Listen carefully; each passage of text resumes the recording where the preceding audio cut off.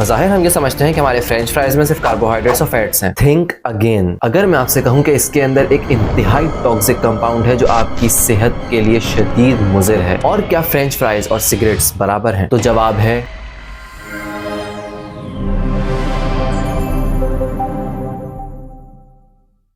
जिन भी इन्फ्लुएंसर्स का आपने ऐसा कंटेंट देखा है सोशल मीडिया पर कि इतने फ्रेंच फ्राइज बराबर हैं इतनी सिगरेट्स के, क्यों? क्योंकि उनके अंदर एक टॉक्सिक कंपाउंड एक्रोलीन मौजूद होता है। अब इस तरह के बोल्ड क्लेम्स वजह बनते हैं फियर मंगरिंग की, कि लोगों में इस चीज का खौफ फैल जाए कि हम ये चीज खाएं या ना खाएं। बात करें एक्रोलीन की टॉक्सिसिटी की, तो yes, it is a toxic compound which is also known as acrylic aldehyde या 2-प्रोपेनल। इसकी सोर्सेज की बात करें तो उसे फ्रेंच फ्राइज और सिगरेट्स नहीं है, ये इंडस्ट्रियल प्रोसेसेस के थ्रू प्रोड्यूस होकर हमारे एनवायरमेंट में मौजूद होता है, गाड़ियों के धुएं से प्रोड्यूस हो रहा होता है, हमारे कुकिंग ऑयल्स को हीट और रीहीट करने से भी प्रोड्यूस होता है। उसके अलावा जंगलात वगैरह में आग लगे तो वहां पर भी प्रोड्यूस होता है। अगर हम एक सिगरेट में एक्रोलीन का कंटेंट देखें तो 25 से 223 माइक्रोग्राम पर सिगरेट होता है। लेकिन वहीं अगर बात करें फ्रेंच फ्राइज की तो कुछ फैक्टर्स पर डिपेंड करेगा एक्रोलीन का कंटेंट, जो कि हम डिस्कस करेंगे इस वीडियो में, and I will show you the relevant research article. इस स्टडी के अंदर इन्होंने 4 तरह के oils, soybean, sunflower, corn, canola, 400 ml oil use किया, 170 डिग्री सेल्सियस पर हीट किया for 12 to 15 minutes in a home fryer, फिर 3 बार और ऑयल को रीहीट किया,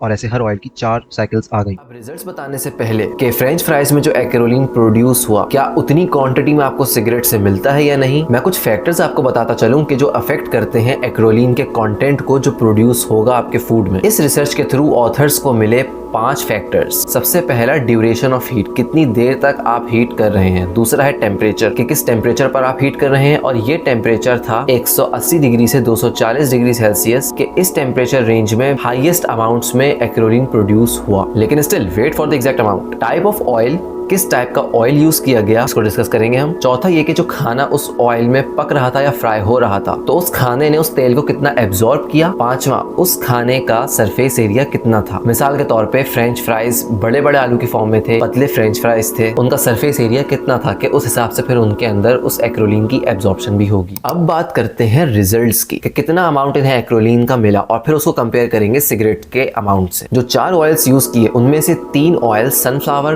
कॉर्न और कैनोला, इनके अंदर एवरेज कंसंट्रेशन आप देख सकते हैं एक्रोलीन के कंटेंट की। अब ये यूनिट आपको जहन में रखना है, नैनोग्राम। अब बात करते हैं चौथा ऑयल, सोयाबीन। तो सोयाबीन के अंदर लोएस्ट कंसंट्रेशंस थी, जो थी 1.44 नैनोग्राम पर gram of the French fries. और उसकी वजह ऑथर्स ने ये बताई, जो कि उन्होंने टेबल में भी मेंशन किया। हमारे पास जितने भी फैट्स और ऑयल्स होते हैं वो बनते हैं different types of fatty acids से, जिसमें ब्रॉडली होते हैं सैचुरेटेड, मोनो अनसैचुरेटेड और पॉली अनसैचुरेटेड फैटी एसिड्स। इन चारों ऑयल्स के अंदर सोयाबीन ऑयल वाहिद ऐसा ऑयल है जो comparatively has the highest concentrations of saturated fatty acids. Comparatively 18 to 19% इसके अंदर सैचुरेटेड फैटी एसिड्स मौजूद होते हैं बाकी 3 ऑयल्स की बनिस्बत। कि यही सैचुरेटेड फैटी एसिड्स वजह बने फूड के अंदर उस ऑयल की कम एब्जॉर्प्शन का, कि जिसकी वजह से उनके अंदर एक्रोलीन कंटेंट भी कम एब्जॉर्ब हुआ। Now here is a quick note, इसी वजह से मैं हमेशा रेकमेंड करता हूं कि कुकिंग और फ्राइंग में हम यूज करें saturated fatty acids, more specifically dairy fat के जिसके अंदर है देसी घी, नॉट इवन मक्खन। मक्खन के अंदर भी हाई टेम्परेचर कुकिंग पर कुछ ना कुछ इश्यूज आते हैं ऑक्सीडेशन के, जो हम किसी और वीडियो में डिस्कस करेंगे। अच्छा, अब जरा कंपेयर करते हैं सिगरेट के लोएस्ट अमाउंट जो था 25 माइक्रोग्राम पर सिगरेट, उसके साथ में कंपेयर करते हैं एक